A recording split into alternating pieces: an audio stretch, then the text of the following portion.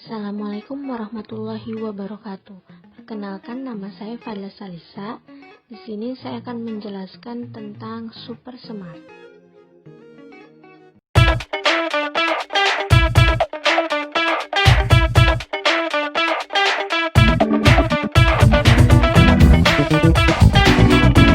Super Semar atau Surat Perintah 11 Maret adalah penyerahan kekuasaan dari Soekarno kepada Soeharto untuk mengamankan kondisi pemerintahan Indonesia yang pada saat itu sedang tidak stabil.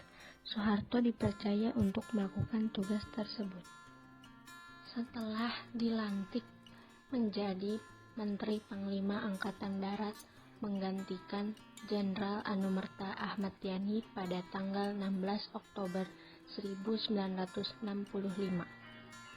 Kemudian Soeharto segera melaksanakan tugasnya dengan membentuk pasukan untuk menuntaskan semua tokoh PKI yang menjadi dalam peristiwa G30 SPKI.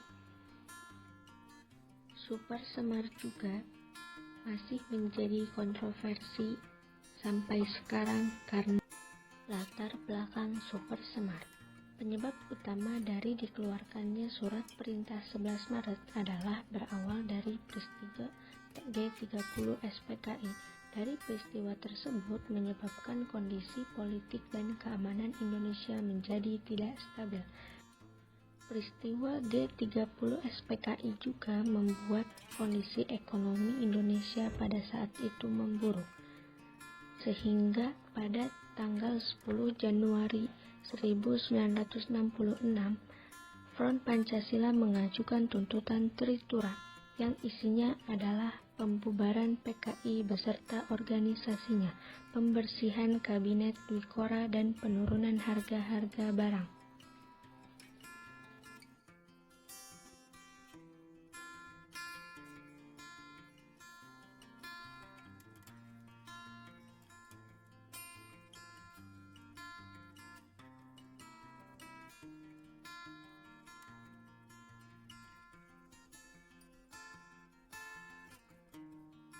Proses memperoleh Super Semar. Pada tanggal 21 Februari tahun 1966, Presiden Soekarno membentuk Kabinet Dwikora. Dikarenakan wibawa dan kekuasaan Presiden Soekarno menurun setelah tidak berhasilnya dalam mengadili tokoh-tokoh PKI. Sidang Kabinet Dwikora dilaksanakan pertama kali pada tanggal 11 Maret tahun 1966 dalam rangka mencari solusi dari masalah yang sebelumnya tidak berhasil diselesaikan. Tetapi sidang Kabinet Dwikora tersebut belum selesai. Presiden Soekarno harus pergi meninggalkan sidang tersebut dan segera menuju ke Istana Bogor karena diduga ada pasukan yang tidak dikenal di sekitar Istana Merdeka, Jakarta. Pada saat itu, Soeharto tidak mengikuti sidang karena sakit dan memerintahkan 3 jenderal yaitu Muhammad Yusuf, Basuki Rahmat, dan Amir Mahmud untuk menyusul Soekarno ke Istana Bogor untuk menyampaikan keadaan situasi terkini di Jakarta.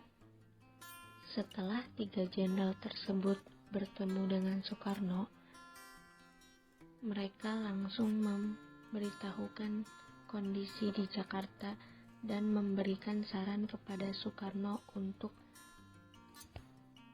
memberikan perintah kepada Soeharto untuk mengamankan kondisi di Jakarta. Setelah melakukan pertimbangan, akhirnya Soekarno menyetujuinya dan langsung membuat surat perintah yang dikenal sebagai Super Semar. 3 jenderal tersebut pulang menemui Soeharto dengan membawa Super Semar.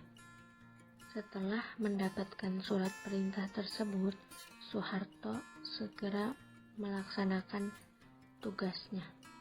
Tetapi dalam pelaksanaannya terjadi banyak penyimpangan dan Super Semar tersebut dijadikan alat untuk mendapatkan kekuasaan oleh Soeharto.